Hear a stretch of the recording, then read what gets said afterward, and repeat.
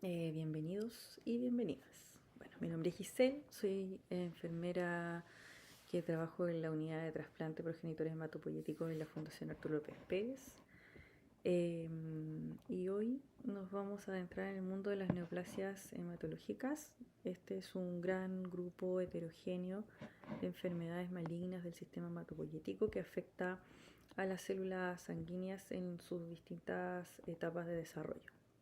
Estas patologías incluyen entidades tan diversas como las leucemias agudas, crónicas, linfomas, mieloma múltiple, y son las que vamos a ver en estos módulos. Su complejidad radica no solo en la variedad clínica, sino también en la profundidad de sus mecanismos biológicos, ¿ya? La hematología ha sido una de las especialidades que más ha avanzado en las últimas décadas. Importante destacar el desarrollo de la biología molecular y genética que ha permitido conocer las alteraciones que originan y perpetúan estas enfermedades. Además, que la ha transformado por completo en la forma de que se diagnostican y cómo se tratan. Así que hoy contamos con terapias dirigidas a blancos moleculares que son más específicos, como por ejemplo los inhibidores de tirosina y estrategias innovadoras como la inmunoterapia y las terapias CAR. Todo esto ha cambiado el pronóstico de muchos pacientes y también nos va a acercar cada día más al ideal de la medicina de precisión, ¿ya?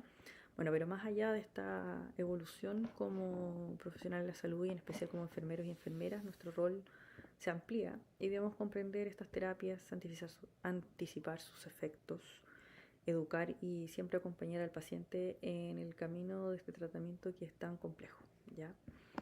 Entonces, comencemos. Vamos a explorar temas como manejo de neoplasias hematológicas, como el entendimiento de la hematopoiesis un poco y su regulación. Especialmente importante comprender cómo se forman y regulan nuestras células, y esto nos da las bases para identificar los mecanismos moleculares en que se alteran y parten estas neoplasias, ¿ya? Hematológicas. Así que a continuación abordaremos también las distintas clasificaciones, las alteraciones moleculares que puedan existir y, no menos importante, el rol de enfermería en el apoyo de estos pacientes. Podemos recordar algunas cosas del pregrado. La hematopoiesis es un proceso que es vital, que permite la renovación constante de nuestras células y va a asegurar la función adecuada de nuestro sistema hematológico. Las células sanguíneas tienen una vida media aproximada, corta en realidad. Los glóbulos rojos duran aproximadamente 120 días, las plaquetas entre 8 a 10 días y los leucocitos va a variar, depende del tipo, ¿ya? La producción involucra 3 procesos importantes, que es la proliferación, la diferenciación y la maduración celular. Además, el lugar donde ocurre este proceso también va cambiando conforme pasa el tiempo, siendo en el saco vitelino en las primeras fases de la vida inicial, y luego se produce en el hígado fetal, donde principalmente el desarrollo de los eritrocitos y granulocitos, entre otras, se realiza con la colaboración del vaso, el timo y los ganglios, que van colaborando con la producción de linfocitos en esa etapa. Posteriormente, la producción se va a empezar a concentrar ya en la médula ósea, y eso ya va a ser aproximadamente desde la 11ª semana gestacional. Y en las etapas medulares, los linfocitos T igual se van a diferenciar en el timo, pero se van a originar ya en las células de la médula ósea. En la medida que se va procediendo a la osificación del esqueleto, la médula ósea se va a convertir en el sitio principal de la producción después del nacimiento, ¿ya? Y esto se ve reflejado en esta imagen que ven a su derecha, en que las primeras semanas de producción, ya como les mencioné, es en el saco vitelino, posteriormente en el hígado, en menor grado ya en el vaso y además en el timo, para posteriormente pasar a una producción total en médula ósea. Entonces después las células tienen la capacidad de migrar. En el recién nacido, el tejido activo rellena las cavidades de todos los huesos, entre los 5 y los 20 años. Los huesos largos van perdiendo la capacidad de producir células aproximadamente desde los 20 años en adelante. Ya la producción se va a reducir al esternón, las costillas, las pelvis y las vértebras, ¿ya? Así que eso es lo que se ve reflejado en este diagrama. Bueno, esto que les mencioné nos puede generar una inquietud. ¿Y la hematopoiesis en el adulto puede ser extramedular? Considerando que la vía fetal se realizaba en el saco vitalino, y la respuesta es, podría ser, pero eso es considerado anormal y eso podría aparecer como mecanismo de compensación o respuesta a la fallida de la producción en la médula. La médula ósea proporciona igual un microambiente ideal para la vida de las células, la proliferación y la diferenciación. Este microambiente se compone de varios tipos de células, tales como células endoteliales, reticulares, macrófagos, linfocitos, adipocitos, osteoblastos, entre otras células también.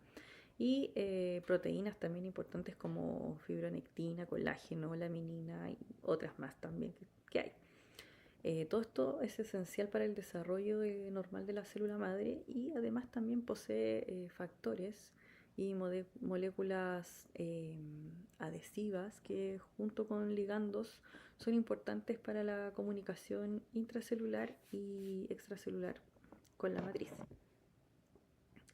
Asimismo, igual el tejido hematopoyético, por medio de estas moléculas de adhesión, se encuentran en los nichos específicos que están formados por las células estromales en los sinusoides medulares, ¿ya? Entonces, cuando hay una secuencia de maduración, se produce el paso de estas células hematopoyéticas diferenciadas desde los cordones medulares a la sangre periférica, y esto es a través de las paredes sinusoidales, ¿ya? Y estas paredes están conformadas por endotelio, membrana basal y la capa adventicia, ¿ya? ¿Cómo pasan?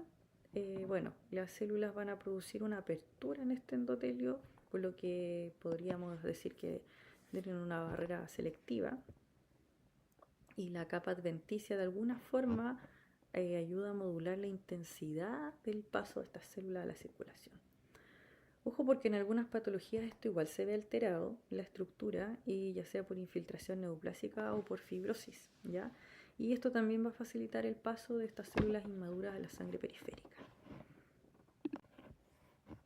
Todas las células sanguíneas, como se ven en esta imagen, que hoy se ve solo un poco borrosa, pero créanme todo lo que les digo, todas estas células provienen de una única célula madre totipotencial, que es esta que está acá, ya que es capaz de mantener la hematopoiesis toda la vida y tiene las tres características que les mencioné, que se puede autorrenovar, puede proliferar y tiene la capacidad de diferenciarse, ¿ya? Morfológicamente, esta stem cell es pequeña, mononucleada, imposible de reconocer en el microscopio convencional, y para ello se utilizan técnicas de citometría, porque las células madre expresan en su superficie CD34, ¿ya? Y estas son las que buscamos cuando hacemos los trasplantes, ¿ya? Otra cosa importante es que muy pocas stem cells andan dando vuelta en la sangre periférica, pero sí podemos encontrar un aumento de estas en la sangre periférica post quimioterapia o post estimulación de factor estimulante colonia. Esta célula madre se puede autorrenovar indefinidamente, ¿ya? Y también diferenciar, ya sea hacia la línea mieloide o hacia la línea linfoide. A su vez, esta célula progenitora, ya sea mieloide o linfoide, tiene muy limitada la capacidad de autorrenovación, pero sí tiene la capacidad, estas dos de acá, de diferenciación polivalente, pero dentro de la misma línea celular. O sea, esta se va a dividir, pero solamente en la línea mieloide, y esta solo en la línea linfoide, ¿ya? Posteriormente, las células que se van a ir diferenciando, ya más en específico, ya sea eritroide, granulocítica, megacariocítica, o posteriormente vemos las células precursoras como mieloblasto, promonocito, eritroblasto, megacariocito, etc., que finalmente van a llegar a ser las células ya en su forma madura y funcionalmente activas, y que estas sí que sí no tienen capacidad de división. Ya lo mismo pasa con la serie linfoide. Y ustedes se preguntarán, ¿y cómo decide qué hace? Bueno, se sabe que el proceso de diferenciación es aleatorio, pero también que las condiciones del microambiente y algunas concentraciones de factores de crecimiento y señales inclinan de alguna manera la diferenciación a una línea celular determinada, ¿ya? También existe retroalimentación de los tejidos a distancia que pueden influir en la producción de células sanguíneas, ¿ya? Entonces, si observamos a fondo esta imagen, vemos que están involucrados en la regulación de la producción de distintas células y que los estadios iniciales de la hematopoiesis, el stem cell factor, que es un factor de crecimiento que se une a su receptor, que es el CEGIP, más las interleuquinas, eh, son los estímulos que van a hacer avanzar a esta célula a diferenciarse. ¿Ya? Entonces, aunque cada factor actúa sobre receptores de una célula en concreto, en general necesitan varios de ellos, para poder inducir una diferenciación hacia una línea determinada. ¿Ya? Así como tenemos factores estimulantes, también tenemos factores inhibidores que van a modular de alguna forma las células hematopoyéticas, como algunas moléculas que son procedentes de los granulocitos maduros o interferones. ¿Ya? Bueno, en resumen, la regulación de los niveles adecuados de la célula es un proceso que es un poco complejo y no solamente intervienen las señales del microambiente medular, sino también las señales generadas a distancia por los tejidos periféricos. Entonces, ahí un ejemplo, por ejemplo, cuando estamos en estados de hipoxia, necesitamos oxígeno, ¿cierto? La disminución de este oxígeno va a generar un gatillo o va a gatillar un mecanismo en el fondo celular que resulta en la activación de la transcripción del gen de la eritropoyetina, que va a resultar en un aumento de la producción de eritropoyetina que va a estimular finalmente la producción de los glóbulos rojos. ¿Ya? Entonces, básicamente esto es lo que va a hacer la hematopoiesis y que va a regular el proceso. La etiología de las neoplasias hematológicas, si bien es como un poco inexacto y desconocido, los avances en la investigación igual permiten identificar una serie de alteraciones genéticas o epigenéticas que van actuando en conjunto y pueden conducir a la transformación de neoplasias a través de múltiples pasos y mecanismos celulares. Por ejemplo, factores genéticos predisponentes como algunos síndromes congénitos como el síndrome de Down, Li-Fraumeni o neurofibromatosis tipo 1, también síndromes de fallo medular hereditarios. Estos van a aumentar significativamente el riesgo de desarrollar leucemias, ¿ya? Estas condiciones van a reflejar una predisposición genética que al interactuar con factores ambientales pueden favorecer la transformación maligna de las células.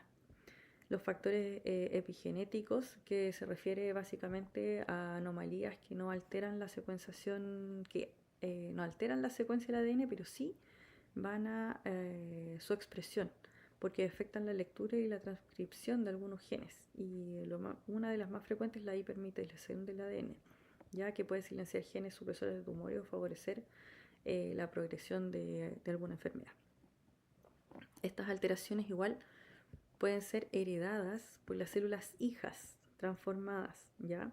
Y factores ambientales, exposición a sustancias químicas como el benceno, pesticidas, solventes, pueden ser vinculados también con un mayor riesgo de desarrollar leucemias o síndromes mielodisplásicos. También algunos agentes infecciosos pueden intervenir, como algunos virus que causan algunas alteraciones oncológicas que han sido asociadas a estas neoplasias, como el HTLV1, el Epstein-Barr, entre otros, ¿ya? Los tratamientos tóxicos previos, como la exposición a quimioterapias, en general asociado a inhibidores de la topoisomerasa o agentes alquilantes, se ha relacionado con leucemias mieloides y también algunas leucemias secundarias o transformaciones. A los agentes físicos como la radiación ionizante, ya sea médico o ambiental, también es un factor de riesgo que está establecido y esto especialmente con exposición prolongada o en altas dosis. Las mutaciones genéticas o epigenéticas que se acumulan en las células hematopoyéticas pueden alterar profundamente como los mecanismos que regulan la proliferación y diferenciación y maduración y la muerte celular. ¿Ya? Entonces, estas alteraciones van a ocurrir de manera progresiva y afectan genes claves que están agrupados en las distintas categorías funcionales. ¿Ya? Estas alteraciones que afectan a diferentes genes al final van a alterar distintas rutas o vías celulares que son las encargadas de regular la proliferación y diferenciación normal. ¿Ya? Existen mutaciones que van a aumentar la proliferación y se afectan a los genes como de proteína quinasa, por ejemplo, y estas se pueden producir, aquí un ejemplo de la translocación 922, que es conocido el cromosoma Filadelfia, en el que se produce un gen de fusión denominado BCR-ABL, ¿ya? Y este está presente en la leucemia mieloide crónico y en el 25% de las leucemias linfoblásticas agudas, ¿ya? ¿Qué hace este cromosoma? Bueno, esta translocación lo que hace es generar este, este gen de fusión que tiene actividad proteína quinasa y no responde a la regulación normal, y entonces queda permanentemente activo y va a estar aumentando la proliferación, ¿ya? Y esto es un cambio que ocurre en el cromosoma 9 y en el 22, que hay un intercambio y se genera este gen de fusión, ¿ya? Eso más o menos para imaginarse lo que ocurre internamente, ¿ya? También existen otras mutaciones en otras proteínas quinasas que afectan las rutas intracelulares, como son las FLT3, algunas mutaciones JAK, mutaciones del c-KIT, mutaciones del NRAS, ¿ya? Existen otras mutaciones también que producen transcripción anormal, donde se provoca un bloqueo de diferenciación, como por ejemplo la translocación 15-17 que genera el gen de fusión PML-RAR, ¿ya? Esto en la promielocítica. Asimismo ocurre también en la translocación 821, inversión 16 y las mutaciones del CEPA y el MLL. ¿Ya? Existen mutaciones también que dan lugar a alteraciones del ciclo celular y, para ser más exactos, son mutaciones que afectan la regulación del ciclo. ¿Ya? Entonces, por ejemplo, la mutación de la nucleofosfina o el NPM1 o la apoptosis celular en el caso de las mutaciones del P53. Si se fijan acá, esto le van confiriendo a las células características de inmortalidad. También algo que no mencioné y antes que se me olvide, entre los mecanismos de transformación celular, existen genes normales llamados protoncogenes que se encargan de regular y dirigir el crecimiento y proliferación y diferenciación también de la apoptosis, y que cuando estos genes sufren alteraciones, mutaciones, amplificaciones o translocaciones, favorece la transformación celular y se convierten en oncogenes, ¿ya? Que promueven la desregulación y un crecimiento celular descontrolando y favoreciendo la transformación a células neoplásicas, ¿ya?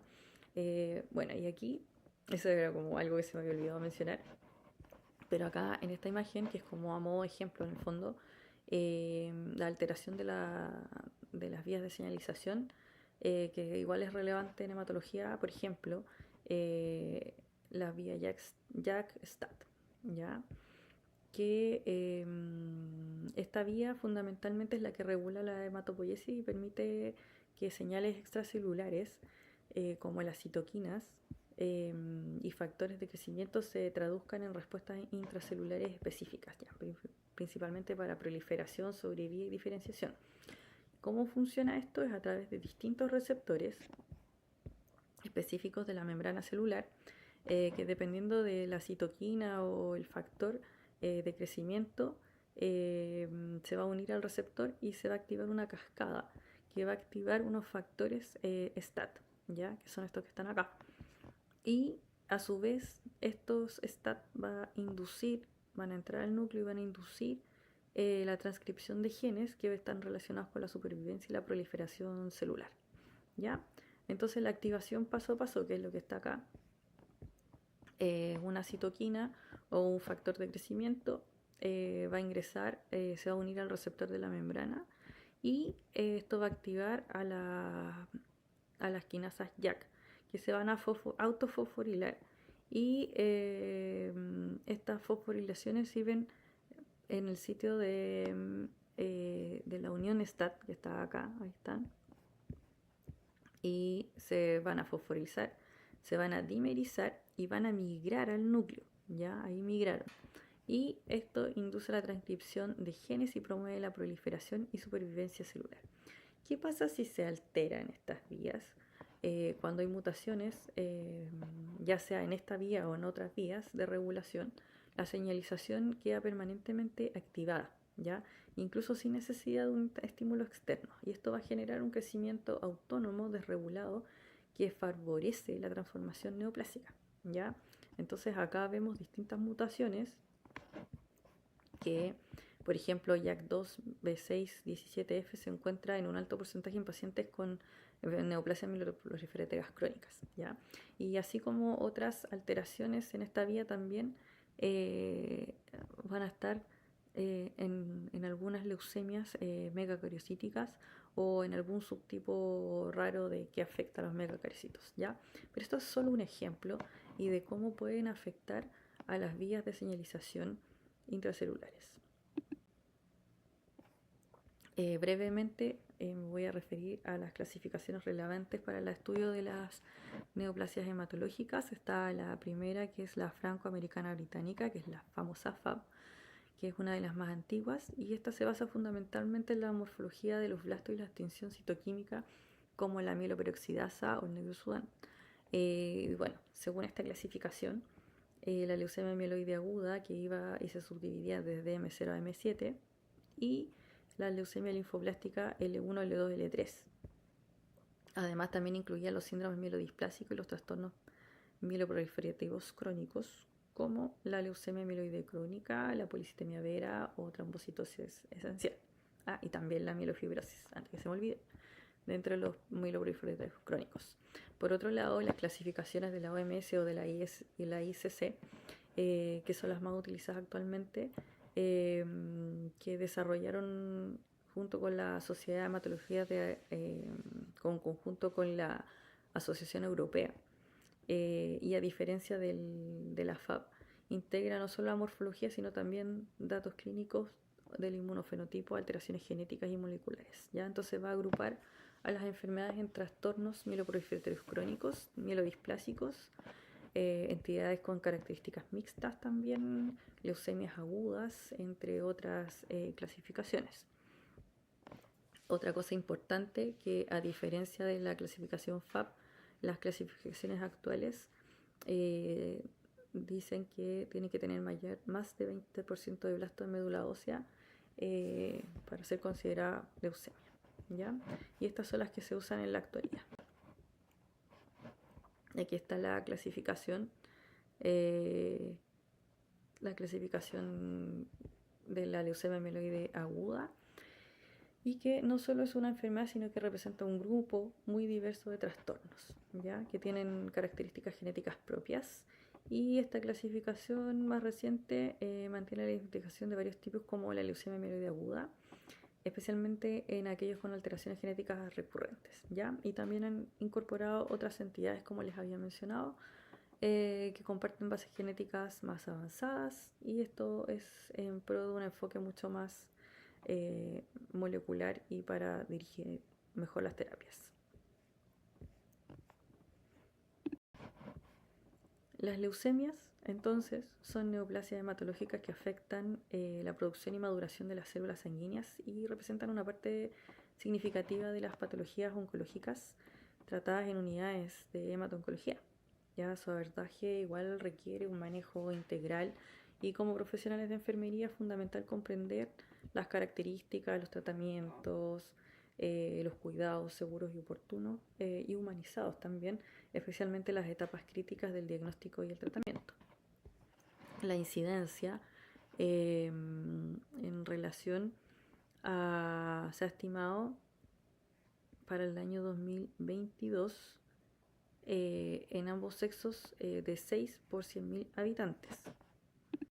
Asimismo, el DEI se observa que la tasa cruda de mortalidad por leucemia en Chile entre el 2002 y el 2022 ha sido no tan variable en realidad, pero a pesar de esta cierta variabilidad, la tasa cruda tiene un valor que oscila entre el 3.55 y 4.37 por 100.000 habitantes y para el año 2022 fue de 4.26. ¿Ya?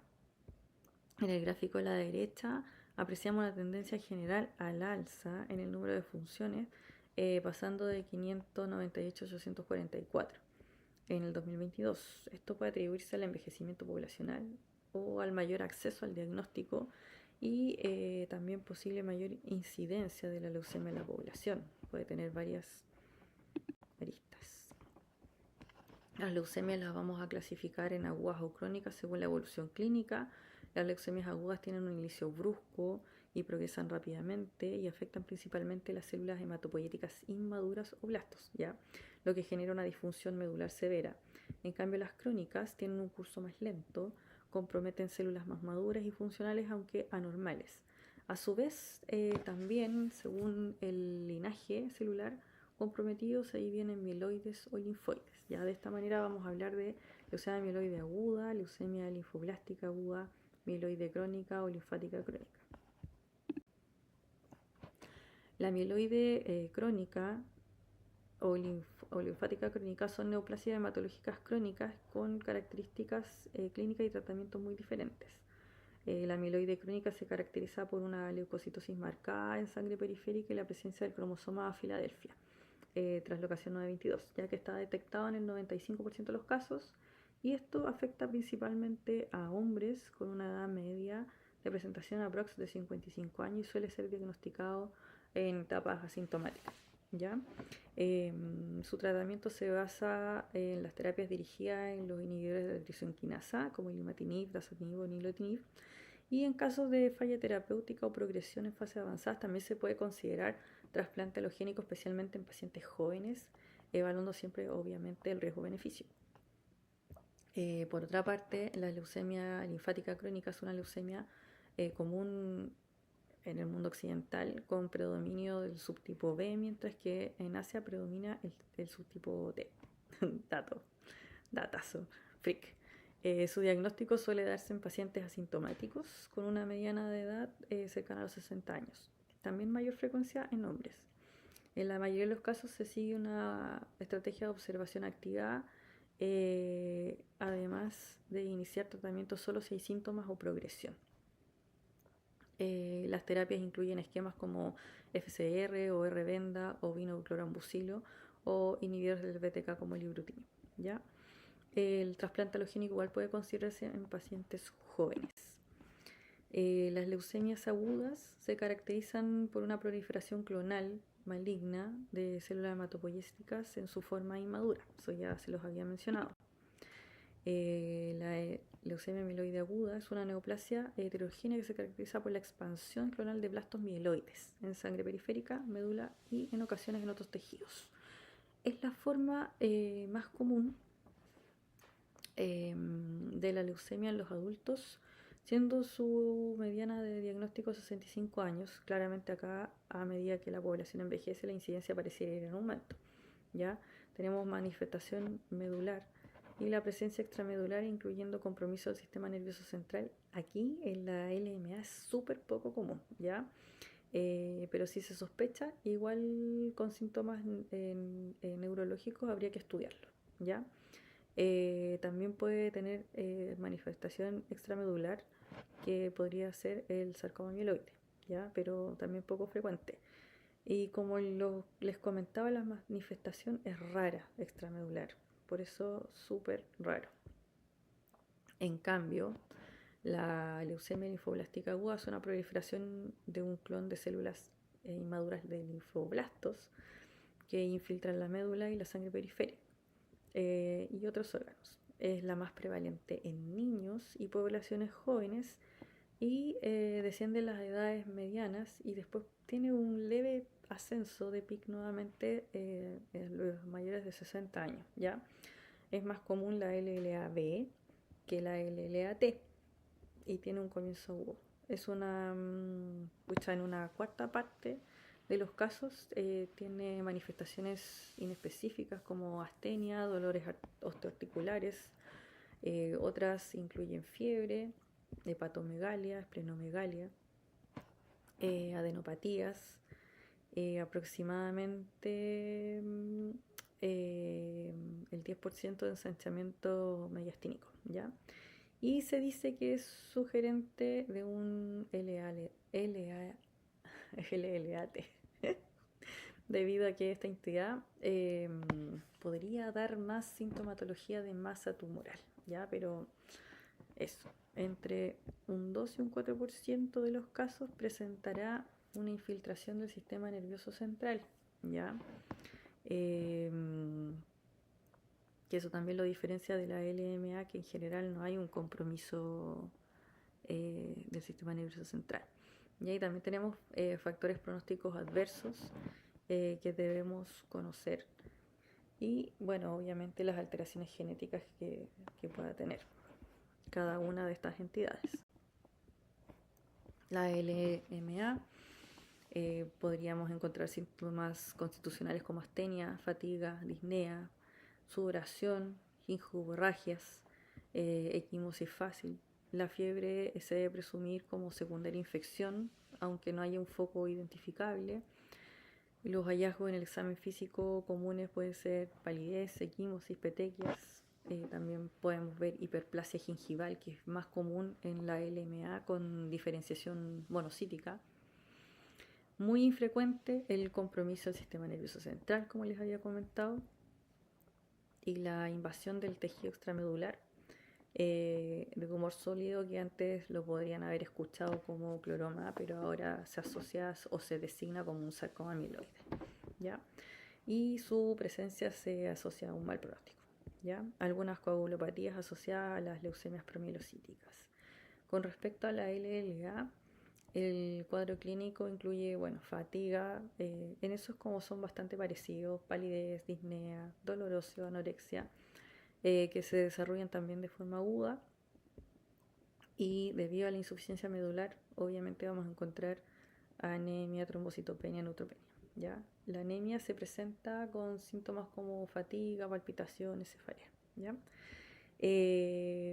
La LLA, como en toda neoplasia, determina manifestaciones sistémicas constitucionales, pérdida de peso, sudoración, fiebre, pudiendo ser infecciosa o no. Ya también podemos encontrar hepatoesplenomegalia, en algunos casos una masa mediastínica, dolor óseo y artralgia pueden ser bien síntomas, pero preferentemente en niños, menos frecuente en adultos. ¿Ya? Y el compromiso del sistema nervioso central aparece en menos del 10% de los casos, pero sí o sí se estudia a estos pacientes, ¿ya? La hiperleucocitosis es variable, y si es muy alta igual le confiere un mal pronóstico. También podemos tener síndrome de lisis tumoral y leucostasis. En general, para ambos grupos vamos a realizar una historia clínica, examen físico completo, hemograma, plaquetas, bueno, hemograma completo en realidad, perfil bioquímico, ácido úrico, LDH, evaluación de vitamina B12, ácido fólico, pruebas de coagulación, fibrinógeno, estudios de médula ósea con aspirado que incluye inmunofenotipo, inmunohistoquímica, citometría de flujo, variaciones estructurales cromosómicas a través de la citogenética o FIT, o también en este caso los paneles de secuenciación de NGS. Ya los análisis moleculares de lesiones permiten la estratificación igual del riesgo, y es importante la LLA, el inmunofenotipo, para identificar qué marcadores de linaje son, si es B o T, que son importantes también para dirigir las terapias. Debemos considerar las pruebas genéticas, las predisposiciones hereditarias, también particularmente en menores de 50 años con antecedentes familiares. El informe anatomopatológico debe ser completo. El diagnóstico de leucemia dentro del contexto debe utilizar del diagnóstico recuento de blastos, celularidad, displasias, estado mutacional y si está disponible o no.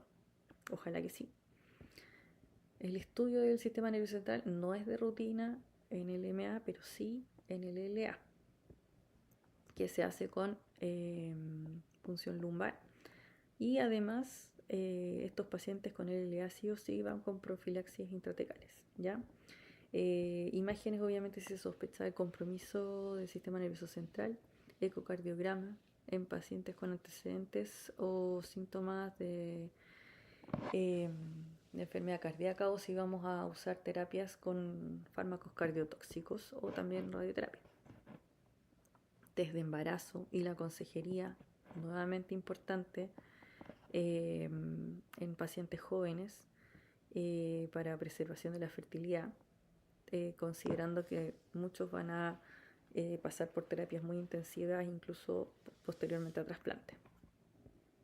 Derivación temprano a tipificación de estudio HLA para pacientes que probablemente van a ir a trasplante y estar atentos para la derivación oportuna y solicitar asignación de centro también, si es en el sistema público. Bueno, acá una tabla de estratificación de riesgo de LMA, que lo clasifica en riesgo favorable, intermedio y adverso, y la clasificación de mutaciones que tienen impacto pronóstico y terapéutico. Está convertido el perfil molecular en una parte estándar del diagnóstico en todos los casos de LMA, ¿ya? Además, estos análisis citogenéticos con los nuevos marcadores también puede ayudar a refinar estos grupos pronósticos. Ya esto igual probablemente a futuro va a ir cambiando. Estos marcadores incluyen FLT3, CEPA, IDH, KIT, TP53, entre otros. En LLA la estratificación de riesgo es estándar, riesgo estándar o riesgo adverso, y las anormalidades cromosómicas y moleculares recurrentes caracterizan también los subtipos de leucemia, linfoblástica aguda tanto en adultos como en niños, y proporcionan información pronóstica que puede influir en la estratificación también del riesgo y las decisiones terapéuticas que van a tomar los médicos. Ahora, la frecuencia de ciertos subtipos difiere entre el LLA del adulto y el infantil, lo que explicaría parcialmente las diferencias en los resultados clínicos de estas poblaciones. El tratamiento de la leucemia, especialmente en su forma aguda, se va a dividir en 3 partes: inducción, consolidación y mantención, ¿ya? El tratamiento sistémico de la leucemia amiloide aguda ha evolucionado notablemente con los años y ha combinado esquemas clásicos de quimioterapia con nuevas terapias dirigidas, ¿ya? Entonces vamos a revisar cuáles son los principales fármacos, aunque la quimioterapia va a seguir siendo el pilar angular del tratamiento y sobre todo en la fase de inducción. Entonces tenemos grandes grupos como las antraciclinas, que van a actuar dañando directamente el ADN en las células leucémicas y van a inducir la apoptosis. Los antimetabolitos como la citarabina, cladribina, clofarabina, fludarabina, que interfieren con la síntesis de ADN, impidiendo que las células se dividan. Los agentes hipometilantes, sobre todo en pacientes mayores o con comorbilidades, como que se van a usar la azacitidina, la citabina. Y bloquean los grupos metilo del ADN, permitiendo la reexpresión de genes suprimidos, ¿ya? Las terapias dirigidas también, con medicamentos que representan un verdadero avance en la medicina personalizada y se utilizan según las alteraciones genéticas o moleculares, específicamente en la leucemia contra el CD33, que está el Gentusumab, que es un anticuerpo que se une al marcador de superficie y lleva directamente un agente tóxico, citotóxico a la célula. En mutaciones de FLT3 se usan los inhibidores de FLT3, los anti-FLT3 como la midostaurina en primera línea, y para pacientes con FLT3 ITD o TKD también está el gilteritinib, que se ocupa en recaídas o refractarios. También está el quizartinib, que es específico para mutaciones de FLT3 pero ITD, ¿ya? En mutaciones IDH1 y 2 contamos con ivosidenib, enacidenib o lutacidenib. Bueno, que van a restaurar la diferenciación de las células bloqueadas por estas mutaciones. También tenemos alteraciones del BCL2, así que ahí va a estar indicado el venetoclax, sobre todo en combinaciones con hipometilantes o citarabinas de bajas dosis, especialmente en pacientes adultos mayores.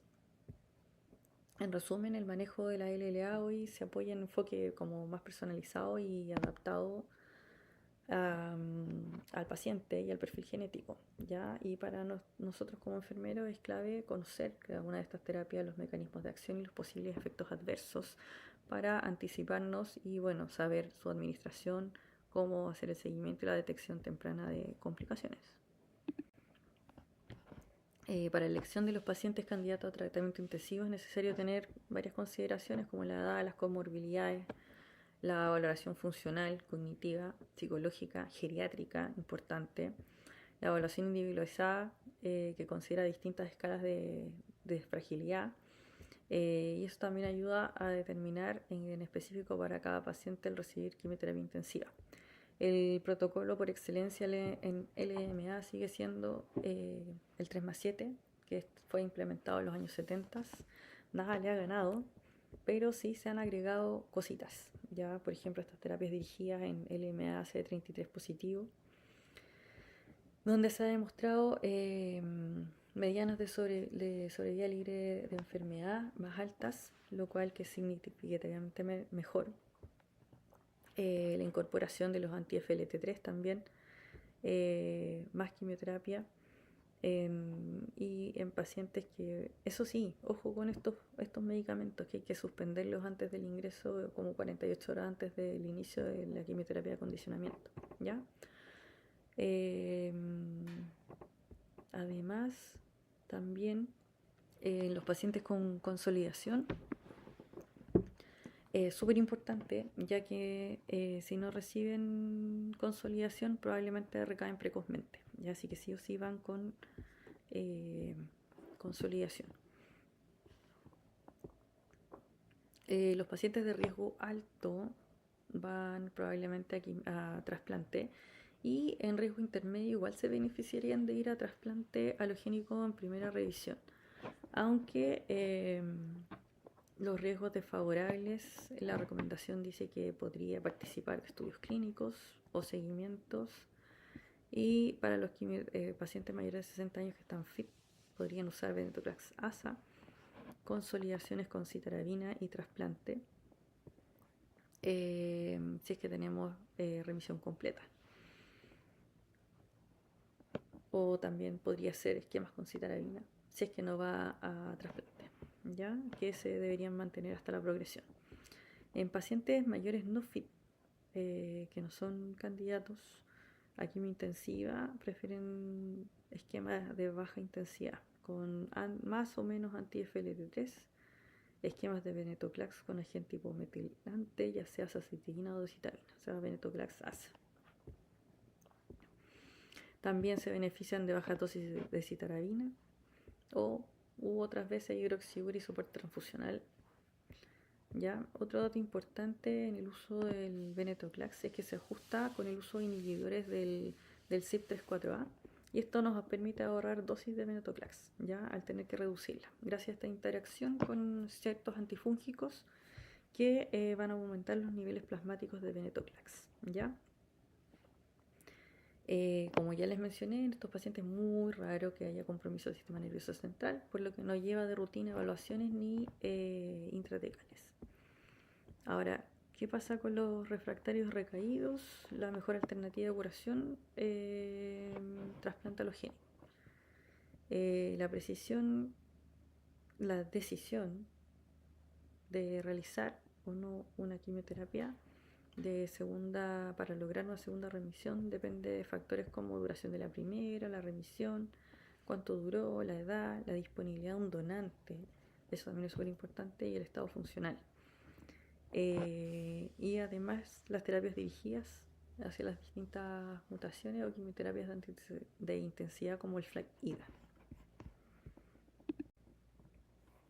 El tratamiento de la leucemia linfoblástica aguda combina múltiples agentes también, distintas clases de fármacos con diferentes mecanismos de acción, y el objetivo es eliminar completamente las células leucémicas a lo largo de las distintas fases del tratamiento, ya sea inducción, consolidación y mantenimiento, y también en algunos casos se incluyen terapias específicas según el tipo de la enfermedad. Los agentes alquilantes, bueno, dañan el ADN de las células cancerígenas al agregar grupos químicos que impiden su división.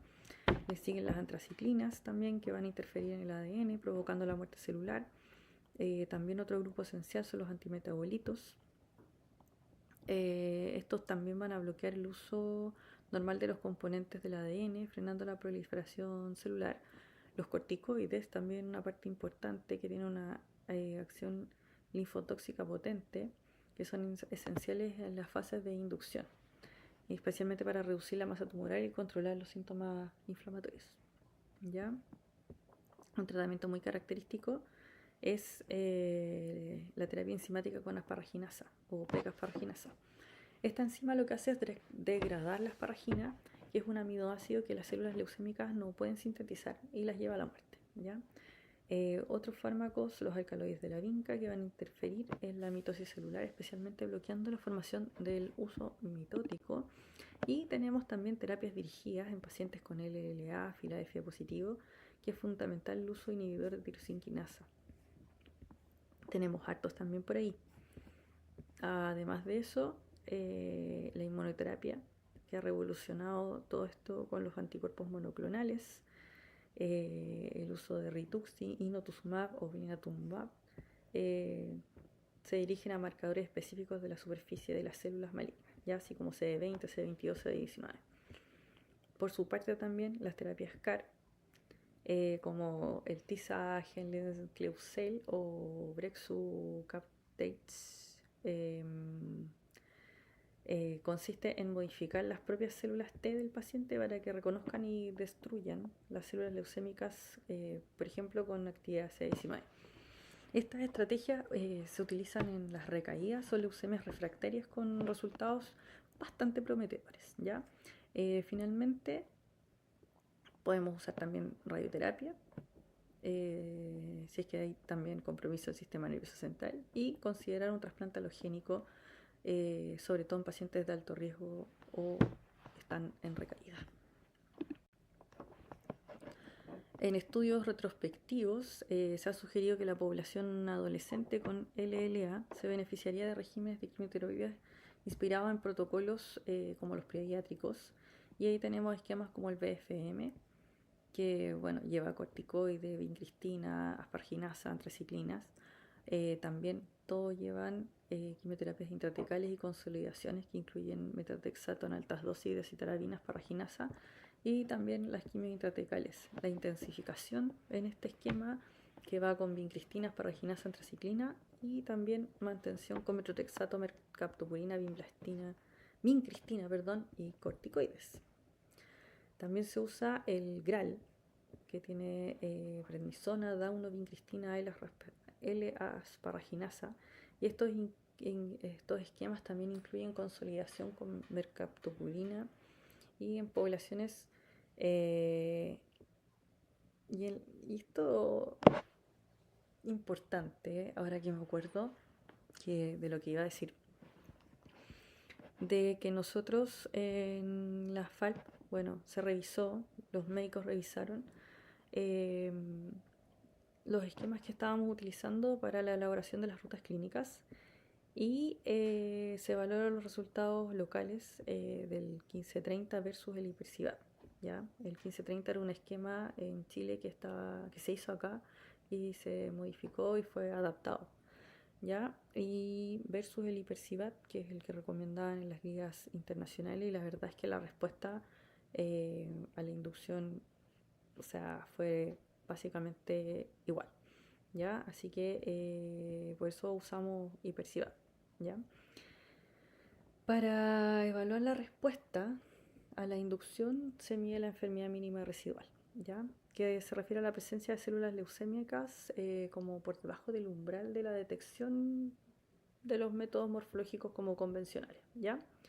Por lo tanto, es posible que detecte enfermedad que no se alcanza a apreciar, ¿ya? Y cuando se toma al final de la inducción, es importante eh, también al final de la consolidación y sobre todo también antes de ir a los pacientes que van a trasplante, ¿ya?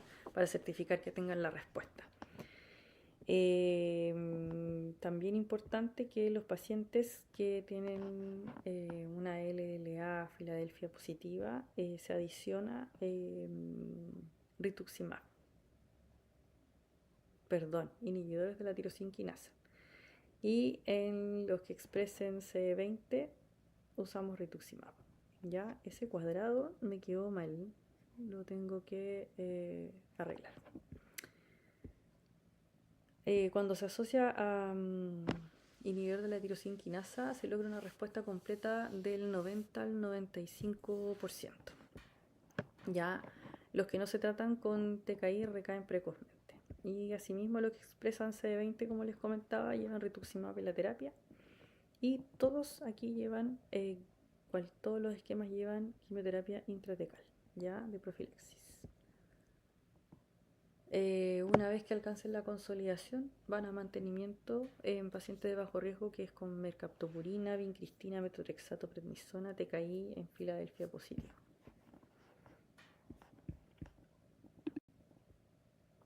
Los pacientes que tengan respuesta completa y que sean de alto riesgo van a trasplante halogénico, y los demás de riesgo estándar se van a ir a consolidación, consolidación y mantención. ¿Ya? Y los refractarios recaídos van a quimioterapia de rescate y trasplante halogénico, o solo quimioterapia o paliativo también. Dentro de los cuidados de soporte, vamos a tener el manejo de los efectos adversos a las quimioterapias, la prevención del síndrome de lisis tumoral, el uso de factores estimulantes de colonia, control de exámenes, soporte transfusional, prevención de las infecciones, el uso de las profilaxis, también importante, manejo del ambiente protegido, de los dispositivos invasivos, un monitoreo clínico integral con apoyo emocional, educación continua, con coordinación también con el equipo multidisciplinario. Y también con cuidados paliativos, químicos farmacéuticos, psicología.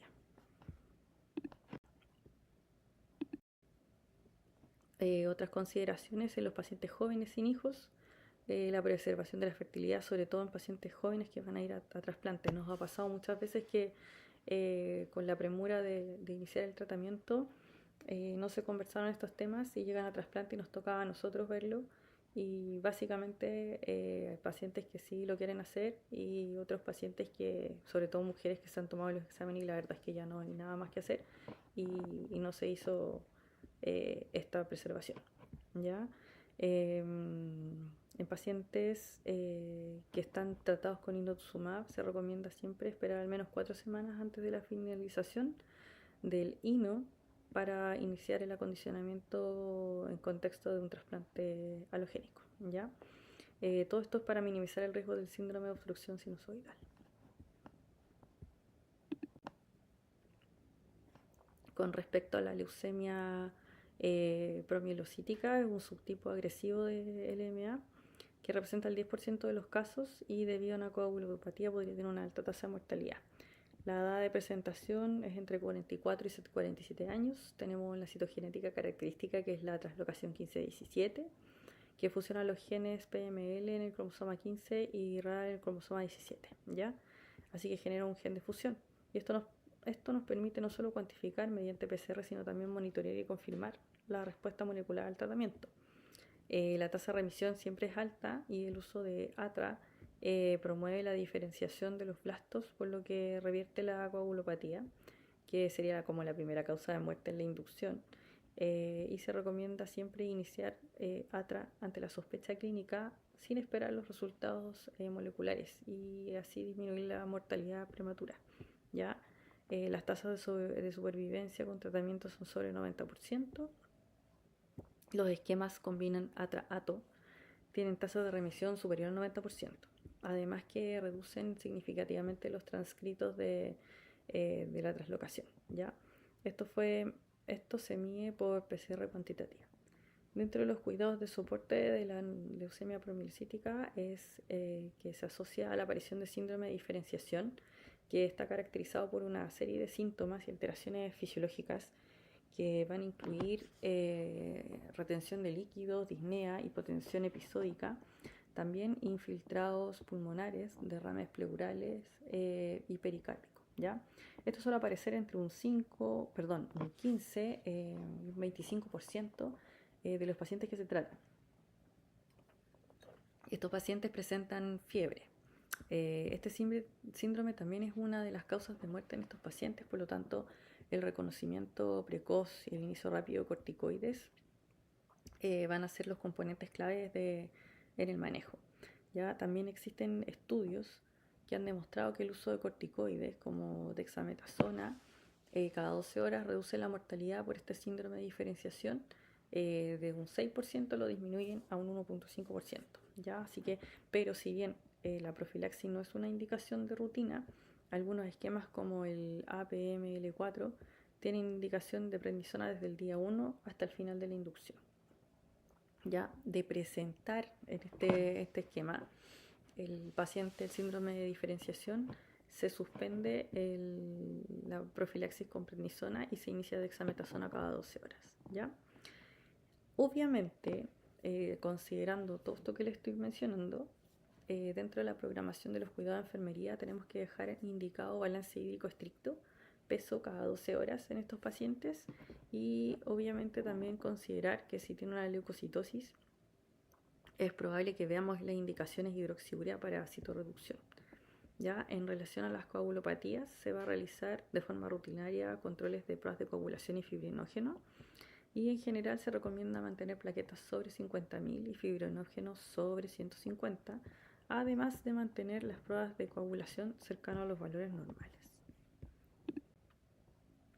Con respecto al ATO, este puede prolongar el intervalo QT, lo que aumentaría el riesgo de arritmias, ¿ya? Deberíamos tomar un electrocardiograma al ingreso para evaluar el intervalo. Y también se recomienda un electrocardiograma semanal y control de electrolitos, ya como potasio, magnesio, fósforo y calcio. ¿Ya? Siempre evitar fármacos que puedan prolongar el intervalo QT y en general siempre revisaremos estas prescripciones con los químicos farmacéuticos del área de farmacia clínica, quienes nos van a ayudar y nos van a sugerir al equipo clínico las alternativas. También existe una asociación que no está clara, pero sí es un análisis que se mostró una mayor incidencia de insuficiencia renal aguda con dosis mayor a 15. Por eso se sugiere máximo 15 miligramos como dosis límite y por eso tenemos que tener ojo con los pacientes obesos, ¿ya? Dada la asociación entre la exposición de ATO y las reactivaciones del herpes zóster, se recomienda la profilaxis antiviral durante el tratamiento. Tenemos el GES de leucemia y todas las personas de los 15 años con sospecha de diagnóstico o recaída, ya sea aguda o crónica, tienen derecho a la atención a través del GES, ¿ya? Esto aplica tanto para usuarios FONASIO como ISAPRE y el lugar de atención probablemente puede variar, pero en ambos casos se garantiza el diagnóstico, el tratamiento, el seguimiento clínico, incluyendo los medicamentos, exámenes e insumos, además también de la hospitalización, con tiempos máximos designados para asegurar la oportunidad de la atención, como 22 días para el diagnóstico, una leucemia aguda o solo 72 horas para iniciar la quimioterapia una vez indicada por el médico. Ya. Todo esto es fundamental que como profesionales conozcamos para poder agilizar la ruta y orientar a los pacientes, además de facilitar las derivaciones oportunas y garantizar que se reciban estos beneficios establecidos por la ley. ¿Ya? Lo mismo va a pasar con las otras patologías que vamos a ver como linfoma y mieloma. ¿Ya? El trasplante en el sistema público es hasta los 60 años. ¿Ya? Y debe ser presentado ante la comisión de trasplante a través de los servicios de salud que le correspondan. Y eso hay que considerarlo si es que el paciente está derivado desde un segundo prestador. Debe llevar informe médico, el estudio de histocompatibilidad y el pase dental. Y una vez obtenida la respuesta, se presenta nuevamente para asignación de centro. ¿Ya? Esto es súper importante para no evitar retrasos y pérdida de las respuestas post-quimioterapia. En el sistema privado es un poco más sencillo, de hecho no tenemos un límite, o sea, tenemos un límite de edad en el fondo, pero es mucho más de 60 años. Entonces los pacientes tienen acceso y los pacientes que quieran, que sean del sistema público y quieran tratarse después de los 60 años, tienen que verlo de forma particular, lo cual es un poco injusto a mi parecer. Bueno, en la siguiente cápsula vamos a hablar de los efectos secundarios y de el manejo de enfermería.